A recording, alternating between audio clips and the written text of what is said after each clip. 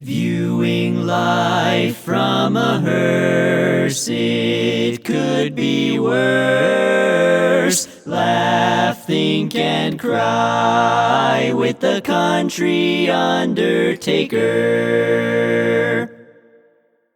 I've got today three special guests. I've got my three siblings. My older brother is Edward McCoy Goddard Jr., and we call him Mac. That sucker is 80 years old. You got a bunch of old people on this podcast today. Mac turned 80 last month. My sister is Naia Elizabeth, and we call her Kiki. She is 77 years old. My brother George is in just a month, he will be 70 years old, and I'm 67 and will be 68 in September. So all of us are retired. All of us are very fortunate to still be alive and still healthy, and all of us have a great relationship with each other. We all talk just about every day, and we had wonderful parents. And I thought it would be good to get my siblings on the line, let you overhear us, or just eavesdrop in on a conversation between siblings about their wonderful parents. Our parents were not perfect. So the good lesson here is you don't have to be perfect to be great parents, because if that was the case, we'd be in a heap of trouble. But I think there's a lot of lessons to be learned from our parents, and we're going to talk through some stuff. I'll start with Mac. He's the oldest. He's the senior among us right here.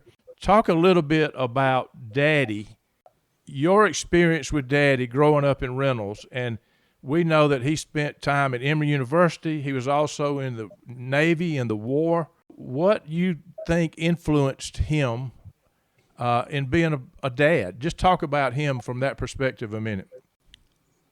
Well, I imagine the war did have a lot to do with it, but I also think his parents had a lot to do with it, because that part of the family was very close.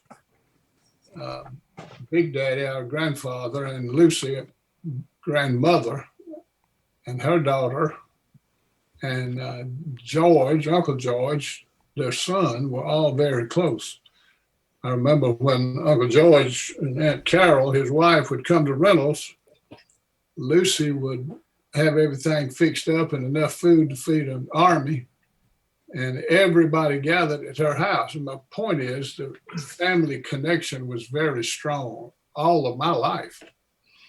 And I think family was very important to Daddy, and I think that obviously determined a lot about how he parented us. And here we are, all these years later, all of us are way older, but we're still very close. Reynolds itself influenced him a lot as far as being our parents, because he grew up in the same town we grew up in. And the truth is, it hadn't changed a whole lot when we grew up from when he was growing up. In some ways it had, but Daddy, to me, was a heck of a father. We were very close. And, I was thinking the other day when you, Bruce, when I graduated from high school, you started grammar school.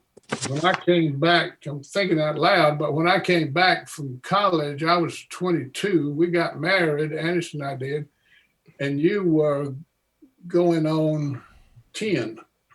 When Mac and I were growing up, the everybody we knew, the women did not work and the men did.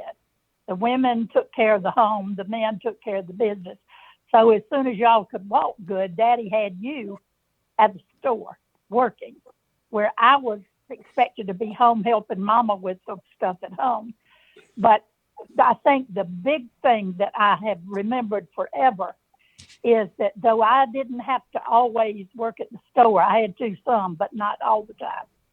My daddy adored me. And I never felt like it was because I was his little girl that I didn't have to work at the store, because I was expected to make up y'all's beds and pick up and do stuff, and I resented it a lot. Whatever was going on, I knew that Daddy he adored me. I was his only daughter. I think what Mac is saying, the war in particular, besides his upbringing, but the war helped Daddy to really have an unbelievable love and connection and responsibility for all of us. He was just a loving man. He was full of pep and funny pranks and all that kind of stuff. But he loved us. He loved Mama. Yeah, I'm sure they had some times they didn't feel quite as loving as others. But Daddy was just a man that I knew that everybody was calling him all kind of times, night and day. And this was, he owned the funeral home, so of course he got calls about that all kinds of times. But there were little old ladies who would call and something wasn't working, or the ice maker wouldn't work. I remember one time, Daddy never hesitated to get up and go to whosever house that was, even if we said just sat down to a meal. And I used to think, how many times did he get up and go help somebody?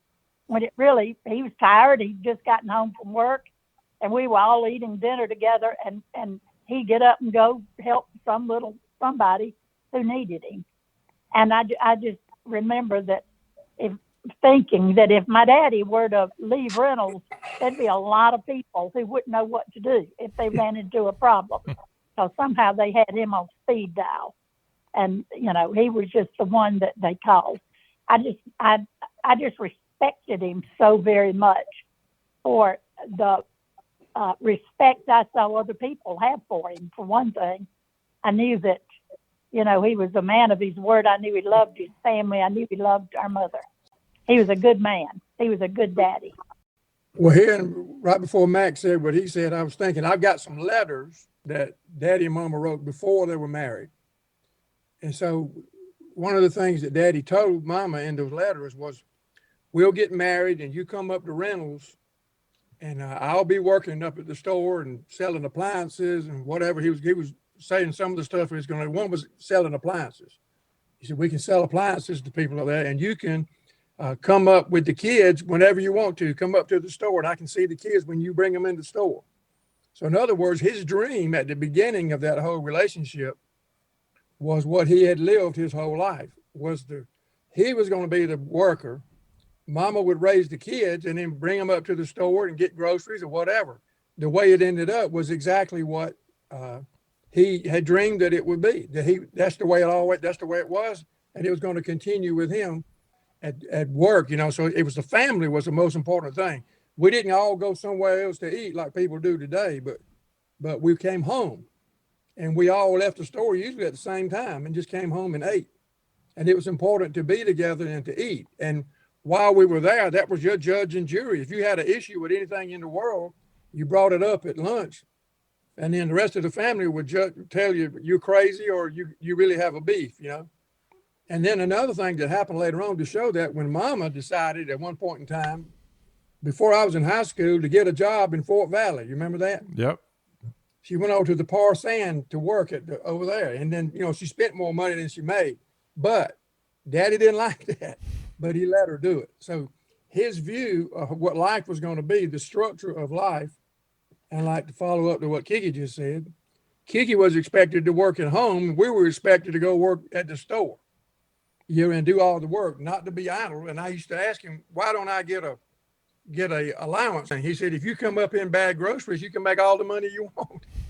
And being back from the war and knowing that they had that the freedom to do that wasn't free, all those things came together, and he had in his mind the structure that he had always seen for family that he continued to have with us. And it was the central thing of everything that he did. I remember, I played basketball in high school, and there'd be a lot of cheering for me on Friday night playing basketball. But on Saturday morning, and the truth is, my mom and daddy were at those games, and they were cheering. Mama would even keep up with every point I scored. I found all those notebooks after she died.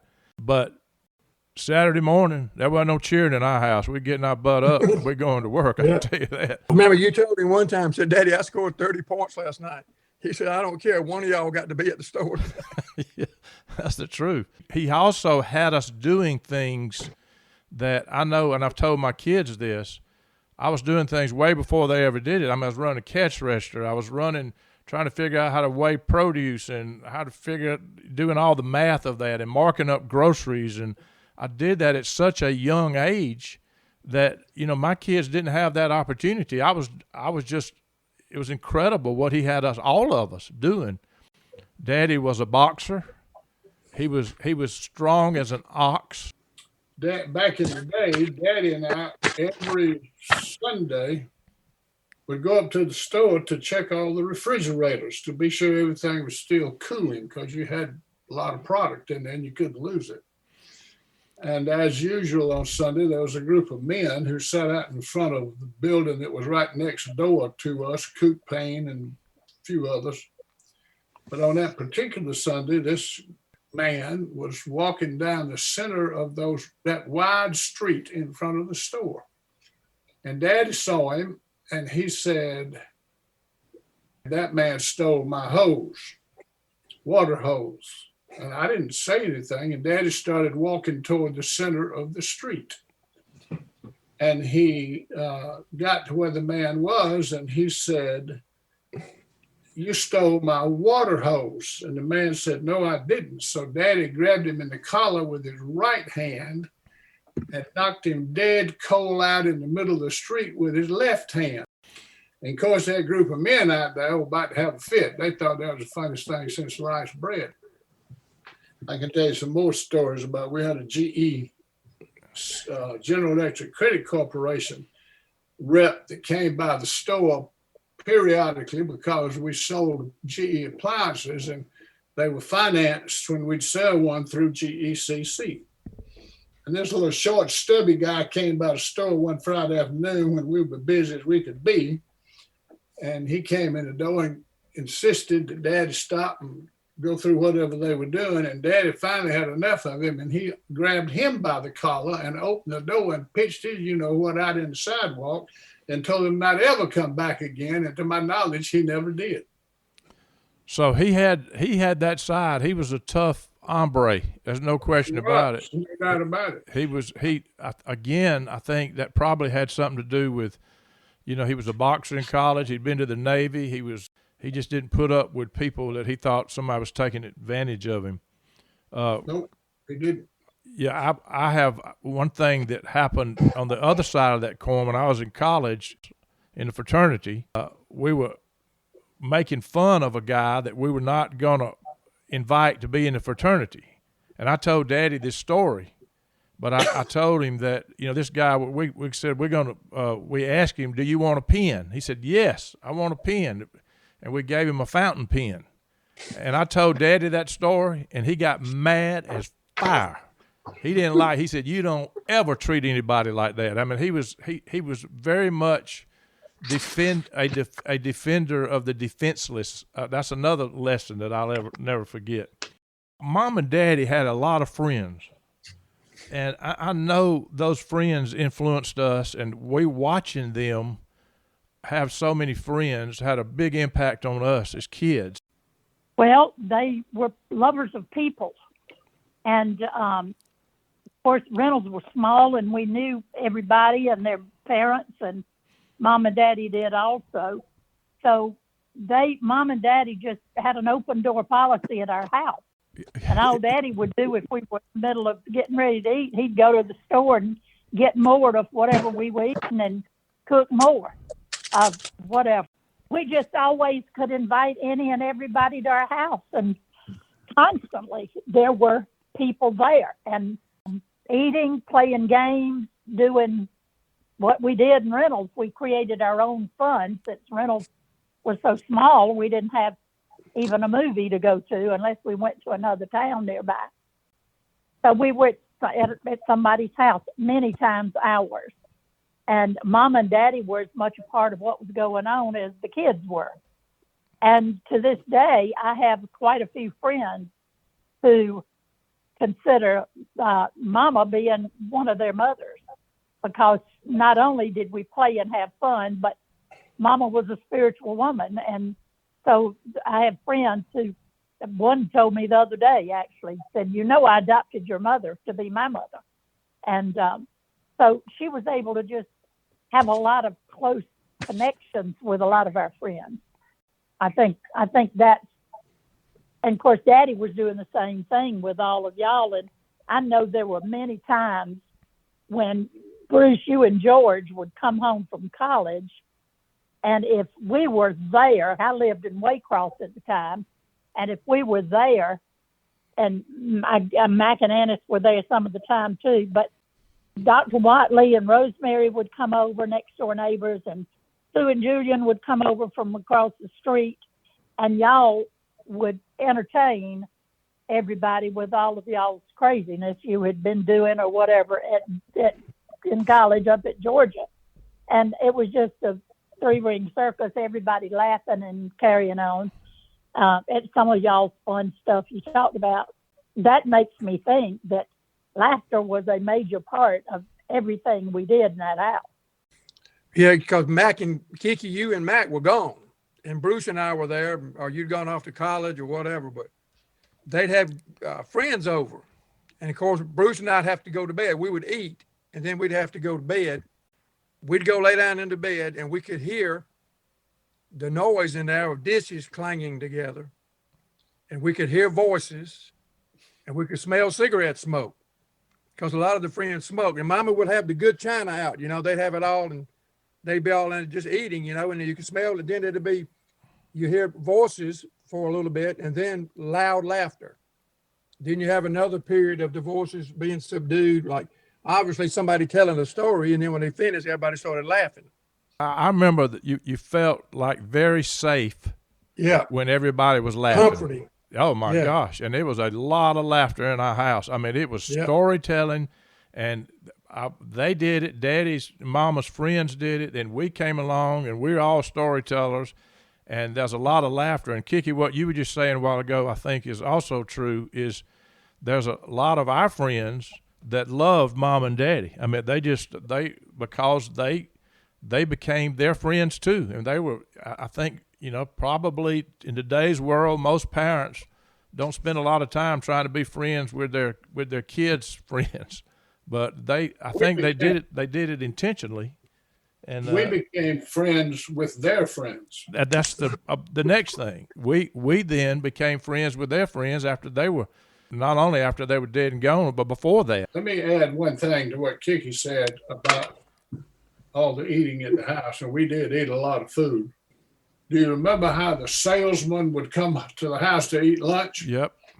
They'd get there, and they knew it was lunchtime, and they knew we were going to have a table full of food. And casket salesman or the grocery salesman or whoever he was, if it was lunchtime, most of the time they came down to the house and ate lunch with us. Mama never cared. If she did, she didn't say so. So we fed a lot of people. Well, they did. I have fallen in that same pattern of just inviting people to come, and I don't care if they bring friends, bring others I didn't know were coming, and it never has bothered me to have people come to my house, and I just enjoyed that very much through the years. And I think it's because that's the way we grew up. It didn't matter, if you rang the doorbell. I mean, how many times would Bud and Lynn across the street come over, and next thing you know, they're sitting at the table with us, and we're all laughing our heads off. It was a fun place to be, and everybody was welcome, and they knew it. Do you remember the story that Bro Russell tells? Bro lived across the street with his mama and daddy, but he came over to bring his wife to meet Mama and Daddy.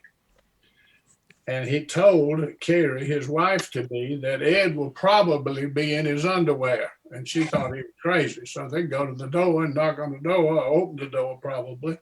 And sure enough, Daddy's standing there in his white boxers, barefooted, no shirt on. And Bruce said we went in the kitchen and sat at the table, and an hour and a half later, we were still talking. He was still sitting there with his underwear on. And that was it. One of the things, too, we talk about the eating that we did, and how all the friends would come over. Whereas we got a little older, the Watleys would eat earlier than we did. So we would go eat lunch at the Watleys' house, and then we wouldn't tell anybody, and then we'd go to our house and eat again. So we'd eat two lunches a lot of times, or sometimes we did it the other way around, but we'd never tell the other house that we ate at the other one too. So, Jim was like their own son, but but nobody ever cared. If he came in to eat, nobody asked him, is your mom fixing lunch? Because it didn't matter. They knew we could eat a house up. So. One of the things I think everybody understands by now that our big meal during the week was at lunch. It wasn't supper. It was at lunch, and that's when we ate, and it was. There wasn't no such thing as dinner. You're right. That's true. We also had plenty to eat at supper too, though. Oh, there's no doubt. I was at home. That's no doubt.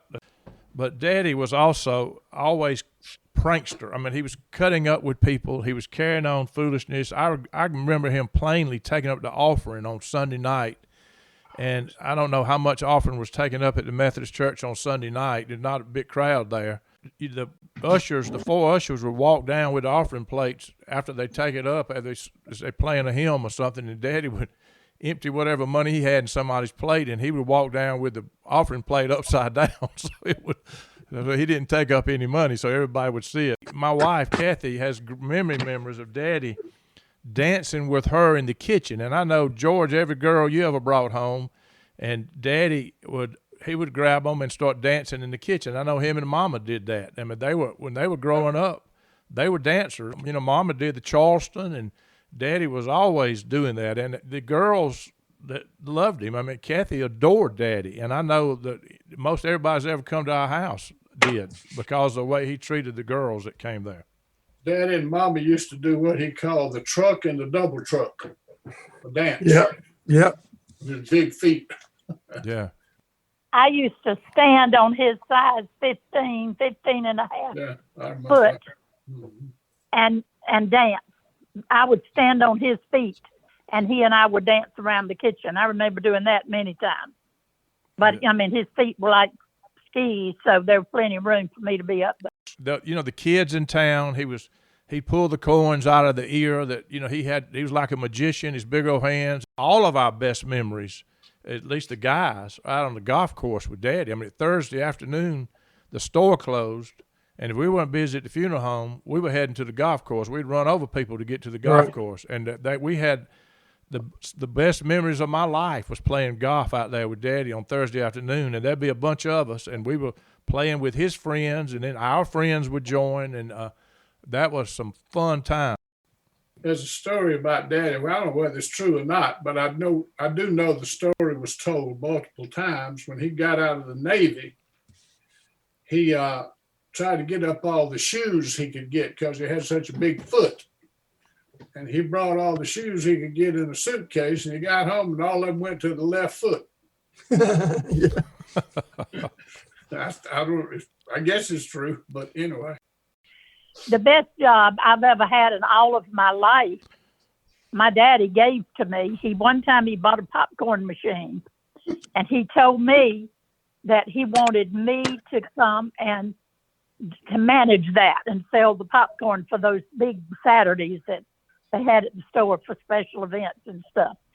So what I didn't understand when I was a little girl doing that was that it would be hard for people from Reynolds to not buy a 10-cent bag of popcorn from a little girl. So I sold a ton of it.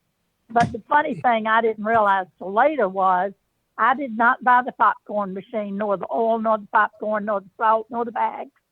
All I had to do was sell it and keep it clean and so forth, pop it. And I kept all the money. It was a fabulous job. There was no overhead whatsoever. But that was my best job ever. So you kept it all. Yeah, I kept every penny I made. As much as Daddy cut up and carried on, he also, when he got to the funeral home, it was a different story. And he would go to whatever ends to make sure whatever family was taken care of. I don't care if it was the president of the bank or the person that had absolutely nothing. He treated them the same. He went to the ends of the earth to serve families, and it was the most important thing he did in life. He was very, very good at that. And I can tell you, and all of us have personal experience, when he walked in the room where somebody had passed away, people were glad he was there. And he was a pro's pro, and he taught me whatever I know about the funeral business. He taught me, that is for sure. But I want to talk about Mama. They were two different people. And Kiki, you mentioned Mama was a prayer warrior. She was very spiritual. Her spiritual journey was like all of us. It was a journey. What I remember, a couple of things, and I know you guys will remember this. At Christmas, we always had somebody at our house opening presents with us that were not related to us. The other thing that she did is she visited shut-ins, is what they called them back then. Yep. And that was her major deal. She was continually going out to elderly people's houses that were ill, that couldn't get out of the house. Then the other thing, Bruce, about that, visiting the shut-ins, then when we had the MYF groups, she would take us, the MYF groups, to go visit those shut-ins. And we go out there and go in their house and have the MYF at somebody's house. And people, they just loved it. They'd have a Bible verse and we'd sing, and they just loved having us come visit them, you know.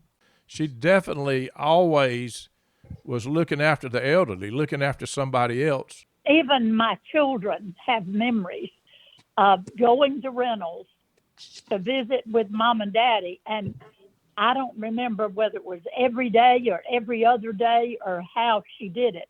And picked up Mama Mabel, who was her mother, and 2 or 3 other old ladies, and they would go to the post office. She would drive them to the post office and they'd get their mail. And then they would go to the drugstore and visit with Leonard and Corrine and whoever else came in the drugstore and drink coffee. And then they would go to the grocery store and get their groceries for the day or 2 days, whatever way she took them to town. But my children, Lucy and Ben, have often said, and Lindy also later, Lindy being the youngest one, they love to be in that car with them, going to get all those old ladies who made over those kids. And Leonard had some kind of a toy rack in the drugstore, and Mama always let them get one toy when they went there, and they were usually torn up by the time they got home because it was just, cheap little toys. But anyway, that's a big memory they have. But in the process of that, they saw that Mama was invested in the lives of these old people and wanted to get out and be with them and take them to do what they needed to do that day. So the other thing, if y'all will remember, the young people that grew up in Reynolds, this is all of our ages, remember Mama as being the youth leader and the children's leader at church. I mean, that's their memory of her. Visited the shut-ins, but she was also the MYF leader, and she hauled kids all over back to Epworth by the Sea. A lot of parents did that, from St. Simon's every year to Indian Springs. And when our friends that grew up with us think of Mama, that's what they think of, is what she did for them when they were growing up in that church. No doubt about it. And to make a connection there, for me, having watched Mama do that kind of thing, 4 years I was in high school, I had a Bible study every Saturday night, and then we would meet, and then we'd go out in the country and visit shut-ins. Actually, in the shut-in homes. Yeah. And they would pretty much fight over, it's our turn. Y'all are supposed to come to our house this Saturday night. And I mean, that's what most of the young people were doing on Saturday night in Reynolds. And we loved it. We didn't want to miss it. And they'd have refreshments for us or whatever, but we just enjoyed visiting with them. Just to make Mom and Daddy a bit more real than what we present them almost as if they were whatever they were. But it's funny what you remember, but when we lived, when I was born, we lived downstairs in the apartment at Big Daddy's house. And then later we moved upstairs in the apartment up there. And Kiki, you were up there too. You remember that? Yeah. One of the things I remember, strangely, it was wintertime and it was cold up there. And Mama had asked Daddy, I don't know how many times, till he had to do something about getting that place warmer. It was cold up there. And finally, one day he got mad and went to the store and got one of those, you don't know what they look like probably, but they were little oil heaters about cylindrical in look. and he went up to the store and got one and brought it home. And I've never heard such commotion in my life. Big Daddy was mad, Mama was mad, but she got the heater upstairs. That's funny how you remember things, but that stuck in my car. I thought the end of the world was coming in just a few minutes. So that was going to be my next thing to bring up, because, you know, Daddy had a temper. And he would get mad, and that got worse after he hit the deer that we hadn't talked about. And he hit a deer came through the windshield, ended up having brain surgery, and then he would really get mad in a hurry. But he had a temper, and Mama had the same thing. I mean, you get both of them going at each other. It was, when you look back on it, it was pretty comical. Mama used to say, "That makes my Spanish blood boil." And y'all know why she got her Spanish blood. She was a Gonzalez. She said that many times. Y'all remember this, I know, but we were up at Big Canoe just before Daddy died. He was in a mess mentally. Y'all remember that. And we decided we were going to play golf in the snow. Y'all remember that? Yep. On the golf Got course? pictures of it. Yep. And he got mad with George. And he and I were in the golf cart, and George was out there doing something. He said, "Son of a bitch." Died a month later, maybe, if that long, but I won't ever forget that. But he did have a temper now. I mean, and so did Mama. Mama would go right back at him, and she didn't lay down. I can tell you that. There was no question to me who was in charge of our house. It was Daddy, and everybody knew that. Mama knew it. He was in charge, but Mama was not somebody who would just lay down and let somebody run over. She would get fired up, and they would go at it. They were not perfect. You don't have to be perfect to be great parents. That's the whole point. The other part of that story was when Mama came to Reynolds, Big Daddy didn't like her. It was a big commotion, and it took a while for them to get to where things were better. And you remember, we'd all be down at the house eating for Christmas or whatever, and Big Daddy would leave Mama a tip.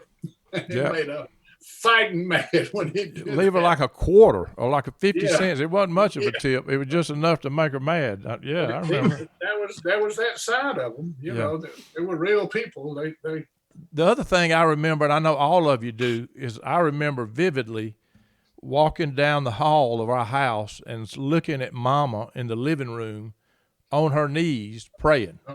And she had some worn out Bibles, and she was praying. And I know, and I've said it many times, and I've thought it many times, I strongly believe her prayers kept me alive during some of the crazy years of my life. And I know that she didn't talk about praying. She was a praying mama. I can tell you that. She prayed for her kids.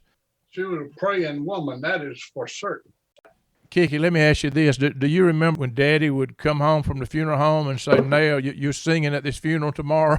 And she would get fired up. I'd have to sing with her when I was home. I was going to mention that. I know sometimes you sang with her, and he would just recommend you to the family. If the family didn't have anybody to sing, no, don't worry, Naia will do it. And Mama would get fired up about that too. I remember some conversations she had. Mama sang alto when I sang soprano. When Mama was by herself, she'd have a hard time singing the soprano because she was an alto. But what I wanted to say was that while y'all were working and spending most of your time with Daddy at the store, Mama and I were together all the time. She was my best friend. I talked to her about any and everything that came up, anything. I had no qualms about sharing every bit of my life with her. You know, I could have seen through the years that, you know, y'all were more impacted by Daddy simply by being with him at the store and learning all the stuff, the principles you learned from him in the workplace as well as other places, but especially at the store and with funerals and stuff. And I worked on some funerals, but nothing like what y'all did. But I was with Mama all the time, and she majorly impacted my life. And I've oftentimes, in fact, now that I'm as old as I am, and I'm older than Mama was when she died, I look in the mirror some mornings and think, "Mama, what are you doing in my mirror?" Because I feel like, you know, she looks like I remember her looking. I mean, I look like I remember her looking. So, but anyway, she was a major influence on my life. And as I said earlier, she also influenced several of my friends' lives who have, made me know that in recent years. So she's a great mother. They were also both leaders. They were leaders of people, no matter what they were doing, whether it was at the Kiwanis Club, whether it was the shut-in ministry, whether it was the church. They were leaders, and we watched them lead people. Well, I kind of distill it like this. Daddy taught me a couple of things that I know he taught you as well, but all of you as well, but he taught me that work was a thing of honor.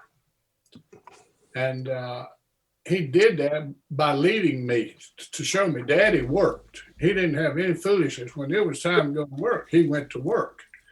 And as you know, in the funeral business, the phone would ring at 12 o'clock at night or 3 o'clock in the morning. He didn't do like people do now and wait till the next day to go get the body or embalm the body. You did it right then. And I remember him waking me up out of bed knowing I had to go to school the next day. And then we got a death call. Let's go. And I'm thinking, Daddy, I got to be at school in the morning. He didn't care about that. We were going to work.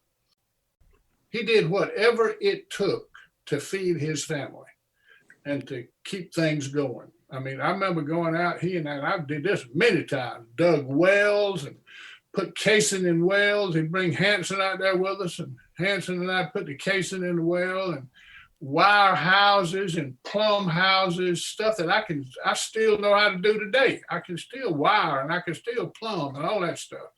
He did that because he was showing me as a leader by example how to do it.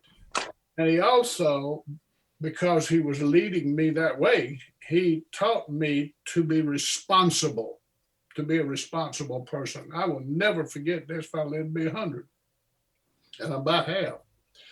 I was fixing to go to college. I think the day I was leaving, he didn't want me to go in the first place to Asbury. He didn't like that idea, but I think it was the day we were leaving, the day before, he came to me and he had torn some checks out of the loose leaf checkbook, torn them out, a whole handful of them. I don't know how many it was. He handed them to me. I said, what do you want me to do with these? And bear in mind now that I was already involved in that business and I was signing checks and everything else. I said, what do you want me to do with these? I said, I want you to pay to go to college. I thought, what in the world? So I got to Asbury and it was time to pay the tuition, and I got in line at the bursar's office. That's what they called it back then. And they put a bill up there for me. It was $325. I still got it. And I'd like to faint. And I said, good gosh. And I stepped out of that line and went to the phone and called Dad. And I said, Dad, they want $325 to pay for my tuition and food and board and everything. And I'll never forget what he said. He said, damn it, Mac, I told you to write the check. and so I said, okay. And I wrote the check. But I was hyper responsible, have been all my life. Another time, I needed $5 for something. I can't remember what it was. And I had all those checks. And I was going to write a check for $5 and cash it at the bursar's office. And I got to thinking about it. I said, I better not do that because I know times are rough. So again, I called Daddy on the phone and said, Daddy, I need to get $5. Is it all right if I write a check? He said, damn it, Matt, I told you to use the checks to go to college on. In doing that, he taught me to be actually, I have been hyper responsible all my life. If I tell you I'm going to do something a certain way at a certain time, trust me, I'm going to do that if I ain't sick and dead. Right. We're all that way. I think we all got that gene. We're hyper responsible, and I have had a work ethic just like y'all have, as long as I can remember. I saw work as a thing of honor, and today, the world is so different. It's like people think work is something terrible you have to do, but I never saw it that way. But I'm thankful that in his being a leader, he led me down those ways. I tell you another thing, back in the day, when Christmas would come or Thanksgiving, and Thanksgiving was really the biggest business day, But Thanksgiving and Christmas, when we'd finally get through with all that we had done, and it was time to go home after Thanksgiving night or Christmas night, Daddy and I stand at the front door of the store outside and lock the door, and we would hug and kiss each other on the cheek. And I bet we did that, I don't know how many times after Thanksgiving and after Christmas, because we made it one more time. One more time. I was just going to say, when I was in college, my tuition and room and board and all that was $300, 300 some little bit, which is nothing by today's standards.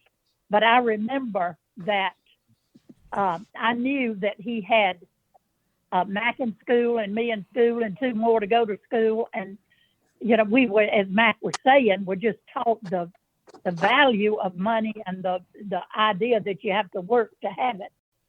I would never ask Daddy for more money than what I was allotted to go to school, and because I just knew it. You know, somebody had to work hard to get it, and there was no way I was going to throw any away. And George and Bruce, I remember he laughingly told me many times in front of y'all, I imagine, Kiki, sit down to your younger brothers and teach them how to go to school on less money than what they're going on. Yeah, I remember vividly Daddy calling me in Athens one day. He said, "Are you burying money up there? What are you doing with it?" I said, "No." Bruce came home one time before he straightened up. We had 2 F's and a D. Daddy said, "What's wrong with him?" I said, "It looks like he's spending all his time on one subject." I made a C, D, and a F. And I came in and I told Daddy that, I hate to tell you this, but why I did this, I don't know. I said, but I made a C in whatever it is. Oh my gosh, you don't have any business making a C. Oh my gosh, it's not. Then I said, I made a D in whatever.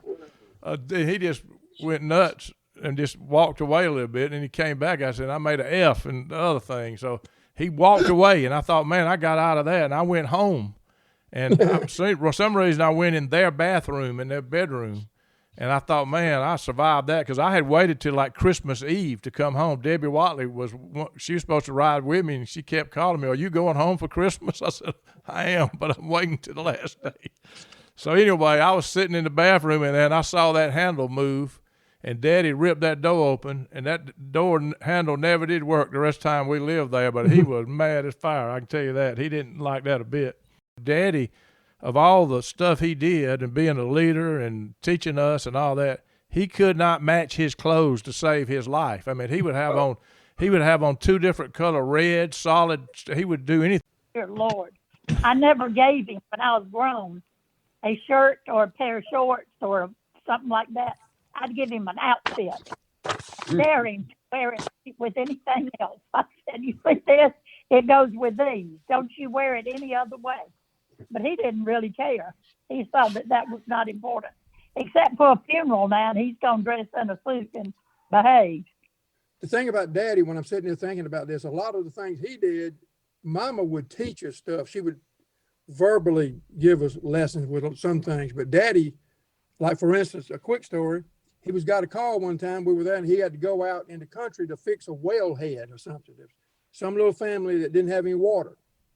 So he went. He said, "George, I want you to come with me." And I said, why me? He said, "I want you to come." So I got in the car with him, and we went out in the country. And he fixed the well thing, whatever it was. We went in the house, and in that house was a little girl in there that was my age, that was in my class. And and dirt poor, they had a dirt floor in that house. And when we left there, he said, "George, did you see how these people are?" I said, "Yeah." He said, "Those are fine people. They're fine people, and I was glad to go help them." He said, she said, "You realize how fortunate you are." So he did that just by letting me see. And he wanted me to, that was all set up in the beginning. And remember how we used to always want to go sit in front of the store in cars at night. And he'd get mad, "Y'all get your butts home. You got to get up and go to work in the morning." And remember, I heard Mama talking to him in the bedroom, and we were in bed. And she said, "Ed, you're being kind of rough on the boys." He said, "You let me do this. I know what I'm doing." Y'all remember how you got your first car? Yes. How? I paid for it with my money. What was it? A 1964 push-button Plymouth. I paid for it the money I'd saved at the grocery store. Huh? He walked over there with me to Swearingen's. I saw Miss Verna Lucas traded in. I had not turned 16. I was about 2 or 3 months short of it. But he walked over, he negotiated the deal, and I paid him right out of my savings account for that car. When I turned 15, I had a 58 Chevrolet. I don't know where it came from or where he got it, but I got off the school bus coming home. There was a red ribbon on the top of it. I don't know who paid for it. Kiki? See, Mom and Daddy liked me better than y'all, so they didn't make me pay for stuff. I did not have a car till after I got married. But you know why, don't you? Well, I couldn't afford one for one thing, and I don't think he saw the need to buy me one. Daddy was scared of your driving. He told me that. I got my first car. I was 16 years old on my birthday, and Daddy found this 1947 Plymouth Club Coupe. Found this lady over in Macon, and he said she wants $200 for it. And he said, I'll pay $100 and you pay $100. I said, okay. So he took me over there, and I'd saved up $100. I drove it back home, and I hadn't had it long. The engine started knocking. And I said, oh, Lord, have mercy, Daddy, my engine. He said, well, what you going to do? I said, well, I think I'm going to try to find a used one to put it in there. So I found a used engine to that Plymouth. And I got Warren Wyndham to help me. And I never have done it before. I hadn't done it since. But I took that old engine out of that thing and put another engine in it and drove that car all the way to Pittsburgh, Pennsylvania, and all over everywhere. And it kept on running till forever. $200 worth. So you know what's interesting about this? So Kiki never got a car. George was given to it. You paid half of yours. I bought all of mine. Daddy didn't live by a bunch of rules saying, I got to make sure everybody gets exactly the same thing. He did whatever he thought was smart at that moment. I had the money. I saved it. I said, I got the money to buy it. He let me do it. Kiki didn't get a car at all. So that's a lesson in that's a lesson in all that too. I guarantee you that. Oh, yeah, no doubt about it. The other thing that's so different then than today, like when we went to visit Big Daddy, or we went to visit our grandmother in Florida, when we got down to her house, she didn't have $200,000 worth of toys laying on the floor. Nowadays, everybody thinks the grandparents got to have $300,000 or $400,000 worth of crap laying on the floor, and the same way, everybody thinks you got to entertain these kids all the time. What we loved was to go with Big Daddy, watch him dig worms, go watch him feed the dogs, whatever he was doing, I wanted to do it. I didn't want to play with toys, but that's what we've done today. We got this idea we got to entertain everybody instead of just letting them just be with them. You're bringing up something else that I think is important in this picture, talking about Mom and Daddy, and that is the relationship we had with Mama's mama and Daddy's mama and Daddy. That was powerful influence in my life, I know for sure, and I think for y'all's too. There's no question about it. There's no question about it. In August of 1993, Mama died, and that was a major. George, if you remember, you wrote a whole book really on that whole thing about the influence that Mama had on you. I mean, we've been talking about Daddy, but we were greatly influenced by Mama. And watching Mama die and watching her go through that process. You know, I was 39. And that's young to lose your mama, really for me, because I was just getting started in life. And I was just getting to the point where I could do stuff for her that I couldn't do when I didn't have any money. Right. And I had a great job. I had a great deal working for a pharmaceutical company and all that. But I'd lay in bed and I couldn't sleep, going through the grief process. And I found out if I put all these thoughts down on paper, and I'd wake up in the middle of the night and I'd go write some more and then do it again till I did it all. One of your great memories of Mama was when you would come home. George lived in Atlanta, a couple hours away, and when you were leaving. Yeah, what you would do when you leave, she would come out. Well, Daddy he kind of do it too, but not like Mama did. But we'd go out and then she'd hug me goodbye for the 10th time and kiss me goodbye and tell me be careful and I love you and all that. Just go on and on. And then I would leave and drive off, and I'd see her behind just standing there looking. And then I'd get way down the road till I could barely see her and she's still standing there. So what that was to me at the time, I mean, I can say it now and not get emotional, but I couldn't back then, but she was the image in the mirror. I think how many people get to have that when you drive away from home and you have that image in the mirror of your mother standing there watching you till she can't see you anymore. And she wasn't going to go in until I was completely out of sight. And then it dawned on me, and I told Jay, I said, I don't need a book on how to be a daddy. You can throw all that crap in the garbage. I said, I had a daddy. All I got to do is do what I saw. So, and that just made me realize that for Mitch, now it was my time to be the image in the mirror. A lot of people came through that hospital room in Macon to say goodbye to Mama. And they were young people that she had taught in NYF and Sunday school, our friends. There was just a steady stream of people. And this was real close to when she died. And y'all, some of y'all, I don't know if all of you in there, I was not in the room, but she opened her eyes and said, is Bruce going to embalm me? And y'all said, if you want him to, I'm sure he will. So y'all told me that when I came back. So when Mama died, I embalmed her. And I'll never forget it as long as I live. You know, you don't know the embalming process, but part of it is what we call setting the features. And I had to close her mouth, and I started closing her eyes. There's a little cap that we use to close somebody's eyes. And I remember I was doing fine, and I was doing this because for Mama. And I all of a sudden looked in her eyes, and those were the most familiar eyes I had ever seen. I never even thought about it before, but those eyes had been watching me for all my life, the good, the bad, every bit of it. She loved me through the bad and the good, but those were the most familiar eyes I'd ever seen in my life, and I wept.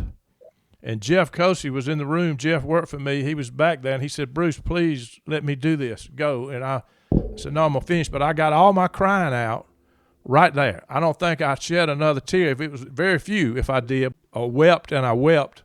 But that's a memory I'll take with me the rest of my life. There's nothing more familiar than a mother's eyes. So for all you mothers, look at your kids in the eyes. Mama looked at us in the eyes. I can tell you, it was a powerful, powerful moment in my life, and I'll never forget it. Remember another thing that she told us in the hospital room too, you know, because she was so weak, she couldn't move her hand, but she heard every word we said, and I learned that, tell everybody, they may look like they're laying there and they can't hear anything. They hear everything you say. But she told us, y'all take care of Ed. Remember that? She said, y'all be sure to take care of Ed. So another thing that happened, if you remember, Daddy was sitting in the chair next to her, and Mama was breathing heavy and just not doing good at all. And Daddy started talking about, as people do, you know, I always ate the fried chicken. Naia ate the baked chicken. I would always drink the pot liquor out of the peas. Naia wouldn't. He went all this healthy food plus whatever he ate, and all of a sudden he stopped and he looked over at her and he said, "And you see where that got her." So it was this lifelong argument they had, and we all started laughing, and we had to go out of the hall. We got out of the room, and Daddy came out there mad as fire. I said, "Y'all, your mama's in here dying, and y'all out here laughing." I said, "Daddy, Mama would have laughed. I promise you, if she'd heard that. That's a fact." Daddy was almost 76 when he died, and Mama was 76. I'm 80. Kiki's 77. George, you are 70. And Bruce, what did I say? 67, won't you? That's what I am. Yeah, that's right. Yeah. And so the miracle is that the four of us are still living. And as you said in the beginning, we're all retired. Our wives are retired. And none of us have to go to work tomorrow. And, you know, somehow or another, that's the fruit of what we've been talking about. Yeah, and we also love being together. We talk to each other all the time. There's nothing more fun for us than to all be together. We all get along. That is also a fruit of what we just been talking about. Well, I was going to say, I always wanted to have a sister. And when Mama was pregnant with George and then with you, Bruce, I used to say, "Oh, I hope it's a girl. I hope it's a girl." And both times it was a boy. And so I wasn't real happy about that to start with. But nonetheless, the Lord gave me three sisters with Annis and Jay and Kathy. And we are all like sisters, I believe. And we all love each other. And I don't know how I could be any closer to a real sister than I am to these three gals. Do y'all remember when Kathy was changing Mama at the end when she was giving I her do. I never Yes, said I do. Yeah, I mean she adored Mama, and we made a decision to go ahead and feed her with a tube. I mean, that was a big discussion of whether to do that, and it was going straight through her, and Kathy literally was all day long changing her right in the middle of all that, and it was incredible to watch. I will never forget it. That Yeah. picture neither of what will I. Kathy was. Vivid in my memory. I also think that obviously there are a lot of people that had great parents, and so we're not in an exclusive club, Right. for sure. And we know a lot of those people, and especially the people we grew up around. It was an incredible place to grow up and had great parents. There's no question about it. Yep. But I think the stuff that we just talked about, we saw a couple, and they were different. They were complemented each other, but the two of them together made a powerful influence. Nobody ever said Ed or said Naia. It was always Ed and Naia. Yeah. Or Naia and Ed. It was always both of them together. Everybody thought they had the same name, Ed and Naia. Because of Mama and the relationship she had with the Lord, that she often told me she was 29 years old when she began to realize that she needed God in her life in a bigger way than she'd ever had before. And we've talked about that influence on us. But I can truly tell you that has dictated to me my life and decisions I've made, and they all weren't good ones, obviously, but we aren't perfect, as we've said about them, but the overall umbrella I think that we've had over our life is that God loves us. The love in Mom and Daddy's heart, which God is love, and they were sharing that love with us, and it just made a major difference and still does to this day. And I think that we've all had the opportunity to share that with a lot of people over the years. So Mom and Daddy's life was pretty much stuck in Reynolds, Georgia, but the fruit of their lives has spread All over this country. far and wide. Mike, Yeah. that Bible you have, I think she's got it marked, Acts 16:31, that she told me about many times. Believe on the Lord Jesus Christ and thou shalt be saved, and thy house. And she many times told me that she lived to see that. Viewing life from a hearse, it could be worse. Laugh, think, and cry with the country undertaker.